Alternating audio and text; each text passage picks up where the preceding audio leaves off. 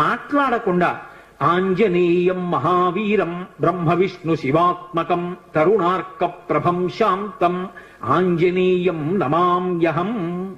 ఈ శ్లోకం చెప్తూ హనుమకి 108 మాటలు ప్రదక్షిణం చేసి వక్కలతో కాని పువ్వులతో కాని అక్షతలతో కాని మాత్రమే లెక్క పెట్టాలి. కాగితం మీద గుచ్చడం పెన్నుతో కొట్టడం అలా చేయకూడదు.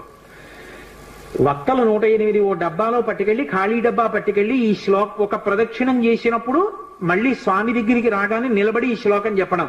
ఆంజనేయం మహావీరం బ్రహ్మ విష్ణు శివాత్మకం తరుణార్క ప్రభం శాంతం రామదూతం నమామ్యహం అండం. ఆ వక్క తీసి పక్క డబ్బాలో వేయడం.